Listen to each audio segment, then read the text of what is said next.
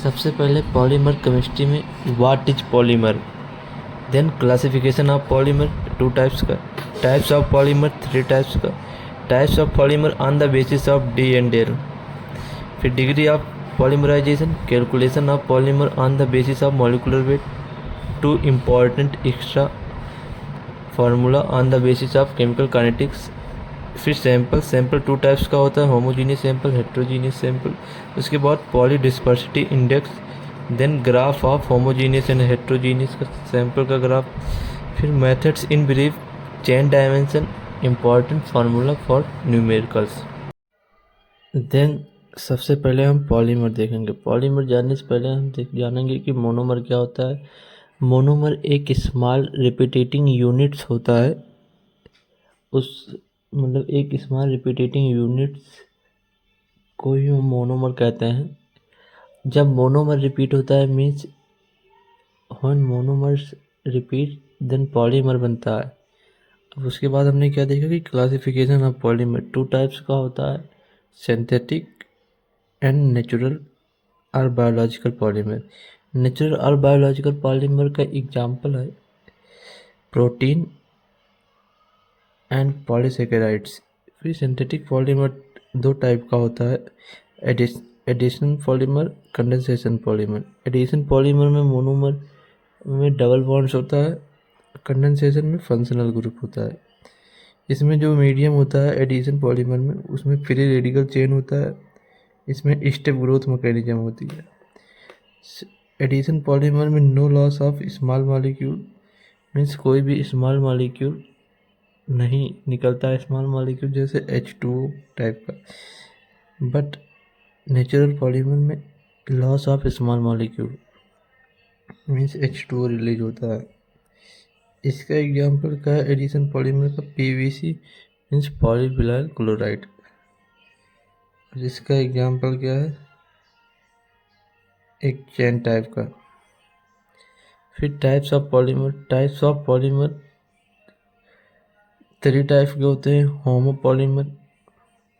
Homopolymer की जो एक ही टाइप्स के मोनोमर से बने हों उसको होमोपॉलीमर कहते हैं।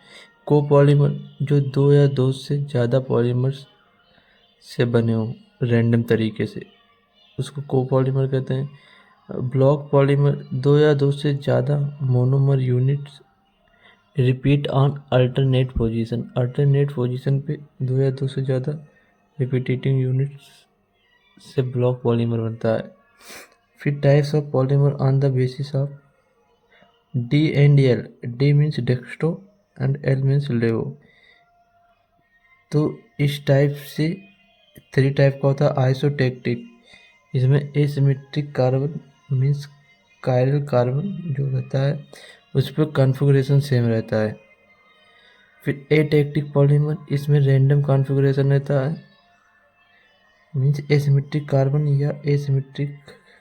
या कायरल सेंटर पे रैंडम कॉन्फ़िगरेशन रहता है। फिर सिन डायोटेक्टिक पॉलीमर, इसमें अल्टरनेट पोजीशन पे सेम कॉन्फ़िगरेशन होता है।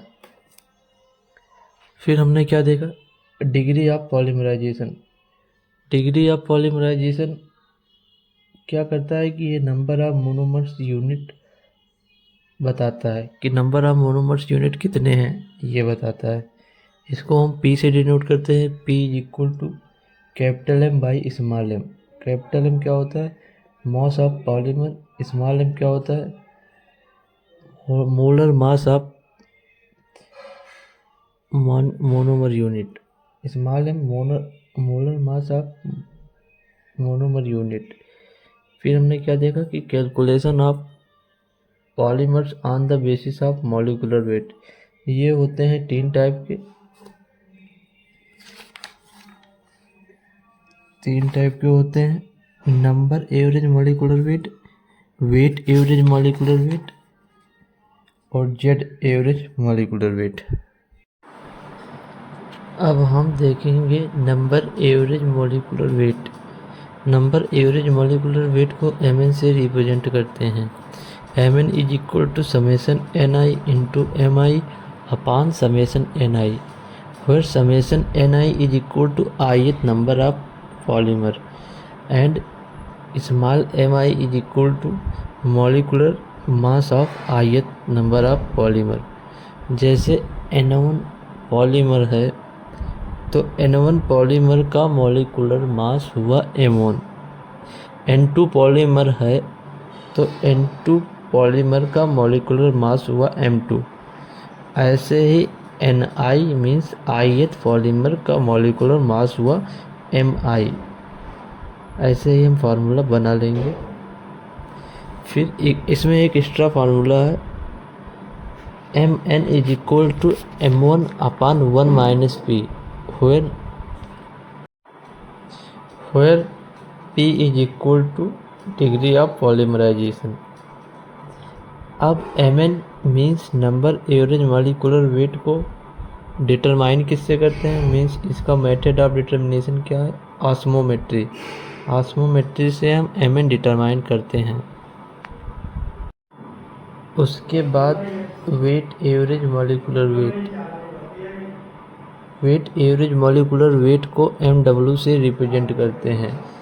Mw is equal to summation Ni Mi का square upon summation Ni into Mi। Weight average molecular weight Mw का एक दूसरा फार्मूला होता है Mw is equal to summation Wi into Mi। एक ये फार्मूला होता है, एक एक्स्ट्रा फार्मूला Mw का होता है Mw is equal to Mn bracket में 1 प्लस P। अब इसका मेथड ऑफ डिटर्मिनेशन जो होता है वो लाइस स्कैटरिंग फोटोमेट्री से करते हैं। Means if I have to calculate Mw then we use light scattering photometry method of determination. उसके बाद क्या देखा हमने कि जेड एवरेज मॉलिकुलर वेट को Mz से प्रेजेंट करते हैं। Mz is equal to summation Ni into Mi का cube upon summation Ni into Mi का स्क्वायर। इसका मेथड ऑफ डिटर्मिनेशन होता है सेडिमेंटेशन। फिर हमने क्या देखा कि टू इम्पॉर्टेंट एक्स्ट्रा फार्मूला जो देखा वो केमिकल काइनेटिक्स के बेस पे है। जैसे A से P बन रहा है, मीन्स किसी रिएक्टेंट A से प्रोडक्ट P बन रहा है। टाइम 0 पे A0 है, टाइम T पे A0 माइनस x है, तो इसका extent of polymerization means capital P is equal to x upon A0 and degree of polymerization n is equal to A0 upon A का मान है A0 माइनस एक्स, तो A0 अपान A0 minus x. यहाँ से हम फार्मूला निकालेंगे तो 1 minus x अपान A0 means 1 minus 1 अपान P। फिर हमने क्या देखा कि एक चौथा फार्मूला है viscosity average molecular weight MV। Viscosity average molecular weight MV से रिप्रेजेंट करते हैं। MV is equal to summation Ni Mi के power 1 minus alpha upon summation Ni into Mi whole bracket 1 power alpha. Alpha का मान 0.5 से 1 के बीच में होता है। इसका मोड ऑफ डिटर्मिनेशन विस्कोमेट्री होता है। फिर सैंपल 2 टाइप्स का होता है, homogeneous sample, heterogeneous sample. Homogeneous sample में क्या होता है, इक्वल लेंथ होता है, means Mz is equal to Mw is equal to Mn, monodisperse होता है। हेट्रोजीनियस में अनइक्वल लेंथ पॉली डिस्पर्स होता है। In case of heterogeneous sample Mz सबसे ज़्यादा, फिर Mw, फिर Mn। पॉली डिस्पर्सिटी इंडेक्स जो होता है उसको PDI से रिप्रेजेंट करते हैं। PDI is equal to Mw upon Mn। For monodisperse PDI is equal to 1, for polydisperse PDI greater than 1। Then हमने ग्राफ देखा फॉर हेट्रोजीनियस ग्राफ जो देखा वो fractional distribution versus molecular weight. तो heterogeneous में क्या है कि जैसे जैसे मॉलिक्यूलर वेट बढ़ाओगे फ्रैक्शनल डिस्ट्रीब्यूशन एक पॉइंट पे आके बढ़ेगा फिर घटने लगेगा। जितना ज़्यादा ग्राफ वाइड होगा उतना ज़्यादा पॉलीडिस्पर्स होगा। हेट्रोजीनियस मीन्स हेट्रोजीनियस सैंपल होगा। फॉर होमोजीनियस में एक सिंपल पीक आती है क्योंकि ये मोनोडिस्पर्स होता है। mz is equal to mw is equal to mn होता है। फिर मेथड्स इन ब्रीफ, जो हमने मेथड्स देखा विस्कोमेट्री, ऑस्मोमेट्री, उनको ब्रीफ में देखेंगे। ऑस्मोमेट्री से हम mn को डिटरमाइन करते हैं। इसमें क्या होता है कि सेमी इम्पेरिकल मेम्ब्रेन होती है। सेमी परमिएबल मेम्ब्रेन होती है। सेमी परमिएबल मेम्ब्रेन होती है जिसमें से सॉल्वेंट पास होते हैं।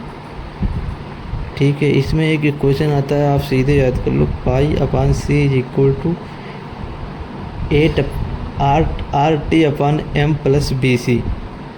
पाई upon C is equal to RT upon M plus BC। Pi क्या है? Osmotic pressure, B and C constant है, R गैस कांस्टेंट है, M क्या है? Number of average molecular mass, T क्या है? Temperature.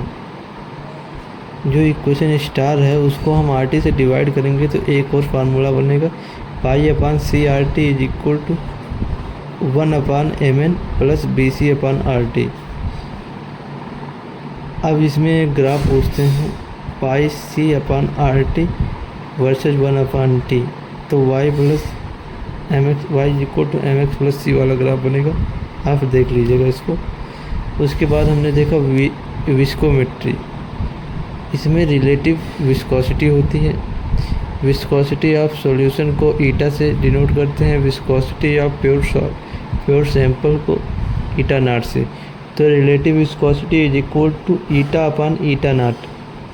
Specific viscosity is equal to eta upon eta nought minus 1। फिर relative viscosity is equal to eta upon eta nought minus 1 upon C। फिर intrinsic viscosity is equal to eta upon eta nought minus 1 upon C। Then eta V is equal to K m nought के power alpha. This equation is called कार्ल-मार्कोविक equation. Alpha value comes from 0.5 to 1। अब हम chain dimension देखेंगे। ये important topic है, means important फार्मूले इसमें कुछ हैं। तो क्या आता है? Contour length is equal to capital N into small n। कैपिटल N is equal to monomer unit and small l is here a length of one monomer unit. Then root mean square length is equal to under root n into L. Mean length is equal to 8 upon 3 pi के power 1 upon 2 under root L into L. Most probable length is equal to 2 upon 3 के power 1 by 2 into root n into L. Average speed is equal to under root 8 RT upon pi m। फिर most probable speed is equal to under root 2 RT upon m। फिर radius of gyration is equal to n/6 के power half into L। या एक formula और होता है 1/6 के power half under root n into L। फिर दो मोनोमर को लिंक करने की प्रोबेबिलिटी को P कहते हैं। लिंक ना करने की प्रोबेबिलिटी को 1 - P से डिनोट करते हैं। अगर 3 मोनोमर हैं तो इन दोनों को प्रोबेबिलिटी को P, इन दोनों को प्रोबेबिलिटी को P, लिंक ना करने की प्रोबेबिलिटी को 1 - P। तो मोल फ्रैक्शन निकालेंगे अगर 3 मोनोमर हैं तो। Mole fraction of polymer with respect to chain is equal to Pi P is equal to P into 1 - P। If 3 monomer unit, then P square into 1 minus P. If n monomer unit, then mole fraction xi n is equal to P के power n minus 1 into 1 minus P. ये था polymer chemistry की सारे एजी notes का data. ये इसमें से जो फार्मूला इम्पोर्टेंट है आप इसको याद कर लीजिएगा।